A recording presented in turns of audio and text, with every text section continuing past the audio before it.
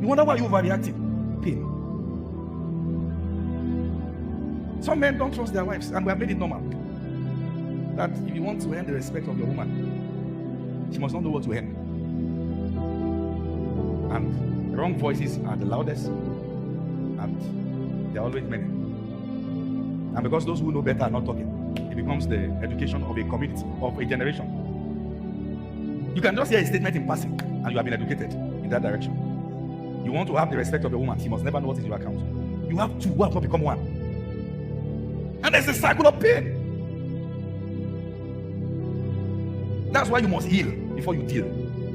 So you don't come with the package of the past and then plead on the one who didn't hurt you. Your wife is not your ex. Your husband is not your ex. Your husband is not your dad. Your wife is not your stepmother. They may talk alike, but they are not the same. And the way this thing is that usually the fellow you have not healed from, your spouse will have something that looks like that person. Either walks like the person, talk like the person, laugh like the person, or call your name like the person. Shola! Say, hey, I don't like when you call me that name. Why are you reacting? It's not for the name, it's for the last person that called you like that. There are people that go and help you. Say, hey, I like you. Say, what's your name? Say, my name is Femi. Fair what? All the Femis in this life, they are cheats. Femi, run. That's how you miss your husband. I don't know what Femi did. Somebody went to post online. I would have really been following your message about Pastor Femi Lazarus. Say, the Femi there makes. Ow. God help you. Your future husband and your ex, they have the same name. Joseph. Judas Agawa, the same Sunday. They say dance or marry your ex. I will dance. I think I saw a video somewhere, a very strange video. They were asking the guy about his ex. What would they have loved to say to the ex? He said, well, I'm sorry I didn't treat you well. I loved you. I was not able to tell you this. He didn't know that the ex was actually in another room listening. And he actually meant it. And the girl felt emotional, like, really? He never said all this. So the girl came to hug him. Then he told the organizer, wrong ex. Wrong ex. He has to start planning breakup again. End the cycle of pain. End it. I don't know if I've shared my story with you. So, and probably many people may find themselves in this situation. You may go through breakup and celebrate the fact that you didn't feel it. You are not healthy.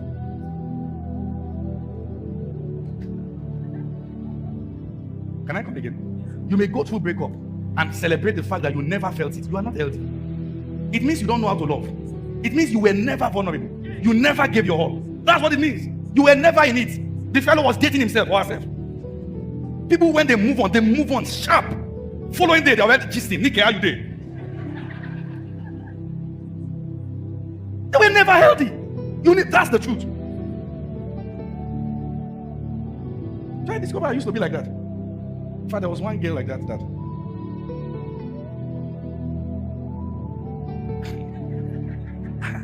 You know, say, many people, they watch us. We just get text message after preaching. Say, well done. So you were talking about me. I'll talk. Come on. This girl. Every time I say, let's talk. So you say, look at, I just discovered something about the kedas of the cherubim. What? The cherubic things, you know, the Bible described them. I say, yes. Okay, let's assume these are conversation for today. Tomorrow, this. What's your best food? Let's just talk about some material things. Say, you know, we are not of this world. Sister, calm down. In heaven, we are all married to Jesus. Now you are all married. Let's talk. After a while, I saw that our conversation was cherubim, seraphim. The one day I asked her, what's your love language? Said prayer. So I said, I love to pray too. Not a bad idea. One time I opted, I said, let's pray. went to pray. If I raise one prayer point, I say, oh yes, you see, this, that's how I saw 2 hours. We're there. So I called my friends. Anytime you see me and this sister talking, interrupt us. I give you the permission. Carry your chair, come and sit down there. One time, I was sick. My friend picked the phone. Say, hey, how you doing? No, where pastor is sick. Say, really? So I'm coming. Now, at least, now that I'm sick, I'm going to eat some noodles, some eggs. So I was actually broke. That's something. Yeah. So I laid down. She came in, looked at me from there. I didn't know why I looked at her. It was going to happen here. She came, looked at me.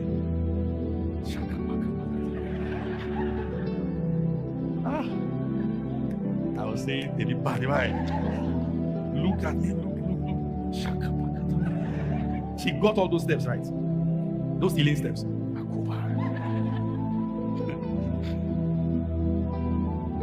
And she looked at me. She looked into my eyes. Deliver me, Lord, Mother, Queen Mother. And she came, touched my chest. I said, receive healing now. Say amen. I mean, it's good. But that was not what I needed. Honestly, Indomie and tea, I would have been fine. So she held my hands. She said, get up now. Get up. You can do it. Take those steps. Take those steps. Start doing what you couldn't do before. I said, I'm fine. I'm fine. As I was taking those steps, I was saying in my heart, I'm done. I'm done with this relationship. To hell with this nonsense.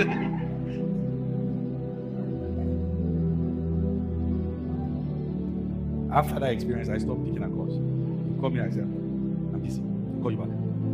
Then about a few days later, I said, I need to talk to you. That's the sweetest breakup in my life. All breakups should be like that. I did not know that thing was deep. I said, I'm done with this relationship. Say, Marco, the Lord has been speaking to me. I like it. I like it. It's a good way to live. Good radiance. Bye-bye. I'm done. I was going back home. I was thinking, oh, praise the Lord. I never felt one iota. I've never missed this. But later I found out I was never in it. Many people they are not good. They are just never in that relationship. They've not entered. Sometimes they were trying to enter, but the person showed them some signs. They stayed outside. People can be outside the relationship for 3 years. They've not entered. They will gist to the person, tell the person what the person wants to hear. But when they look at the person, there's no connection. You can make a doctrine out of it and say marriage is not by love. I can tell you, any marriage that you do by agape is prison. Agape, sister in the Lord. When I look at you, the only thing I feel like doing is to pray.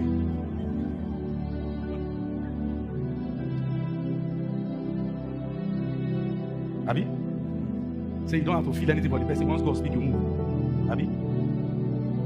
We'll counsel you later. It won't be long. I promise you. Less than 6 months, we'll be back. There must be. Don't let religion bamboozle you. Don't let them. If the person who is counseling you tells you that, ask the person, was that how you married? In case the person says yes, tell the person, I'm not you. I was being counseled one day and I asked the question, do you practice what you are telling me? My wife was shocked. I have to ask, do you practice? And because I'm a very honest person, I will not tell you what I know. Many things can numb you from connection. You can be in 4 relationships, but you've never been in one. Never been in one. Many of you don't have ex. You only have people who are tempted to love you. Oh, yeah. Many of you don't have ex. You think you have been in 5 relationships. They dated themselves. Even you know. Even you know. Some people can be married and they are still not married. The husband doesn't have the girl. He doesn't know. He thinks he has her. Or sometimes the wife. Pain numbs people. It shuts you out. So anybody who is bleeding, if care is not taken, will also bleed on others. You can't give what you don't have. You have to ask yourself a question. Can you love genuinely? Do you have the capacity to love a person? Giving your all.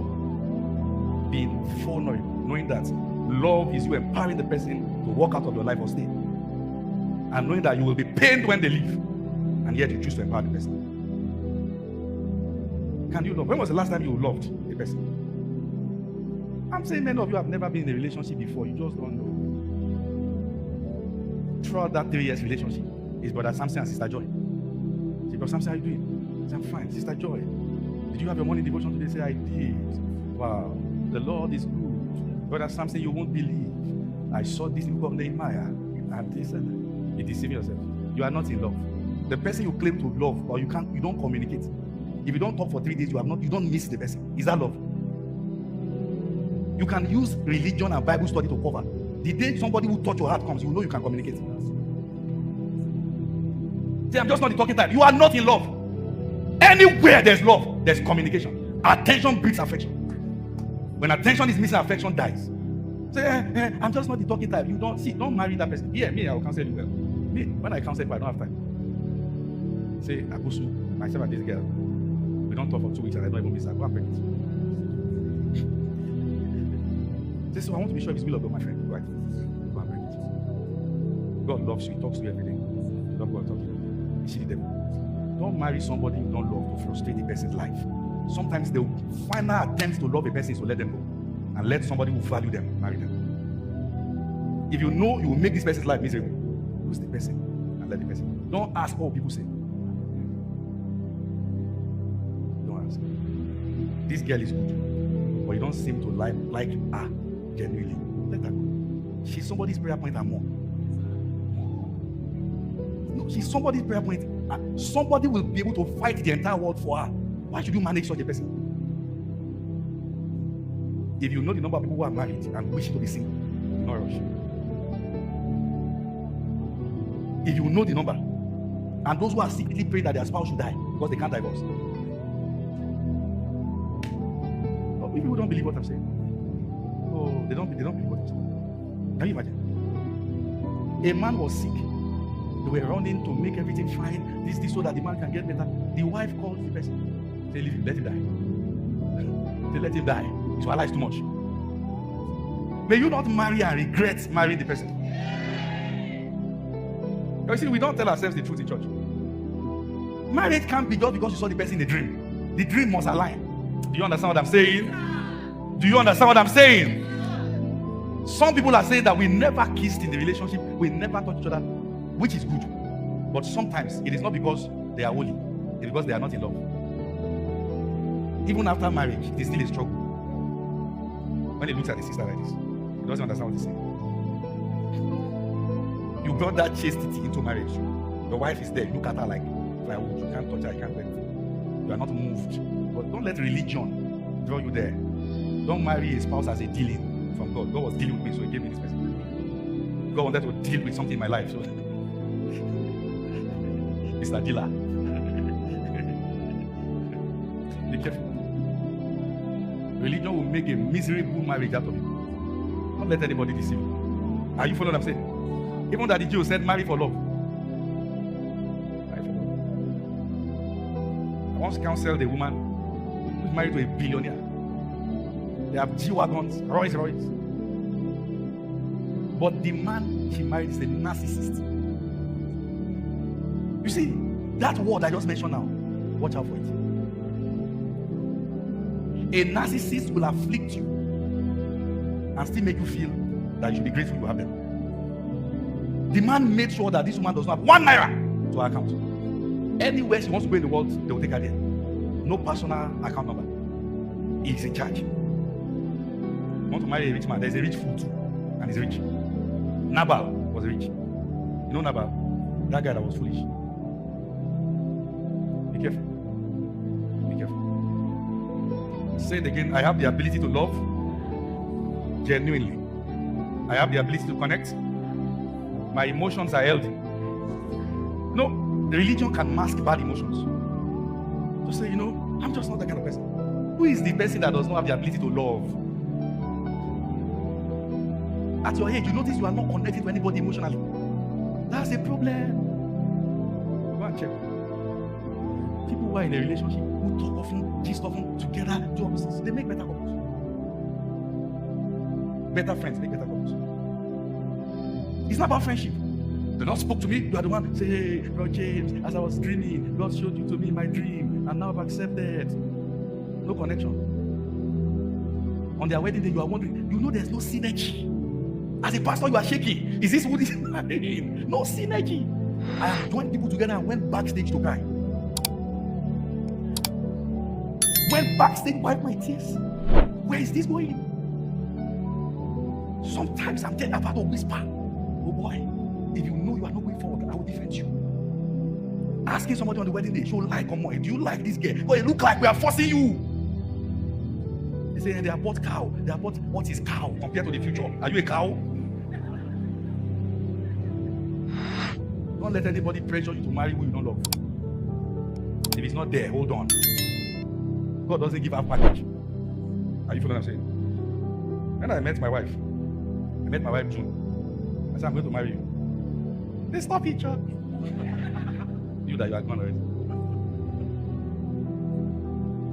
I said, I'm going to marry you by November.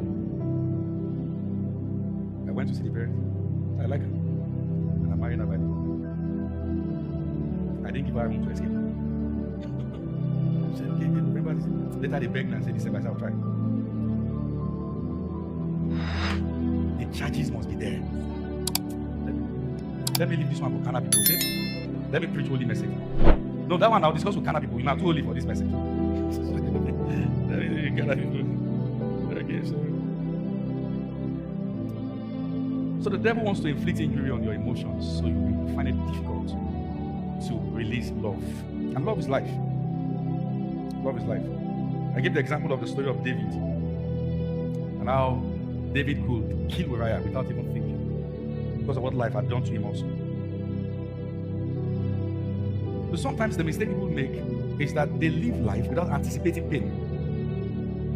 Let me explain. There is no way you will not feel pain at one point of your life. There's no way. There's no other way. There will be issues that will happen and they will be painful. You can't escape it unless you are not alive. Somebody is going to hurt you. Okay? You are going to have losses. The people you think may never live your life, one day will pick their things and say they are out. It will happen. It's just a matter of time. Mike Tyson said, if any boxer will fight long enough, will be beaten. When you are in your prime, you win. If you fight longer than you should fight, they will beat you. Just a matter of time. It doesn't matter. As long as you are on the face, on the land of David, one day there will be a painful situation that will make you cry. One day so you will be bereaved. When people are getting married, they're not paying attention to the words of their oath. For better, for worse, till death do us part. Meaning that at some point in this marriage, unless the both of them die the same day, somebody is going to leave the other person. From the day of declaration, it is spelled out. That's what life is made up of. There will be disappointments, jobs you try to get that you didn't get, hopes you had that was shattered, people you thought you would be with for life and they will leave you or you leave them, friends you think will keep and something will happen, you go separate ways.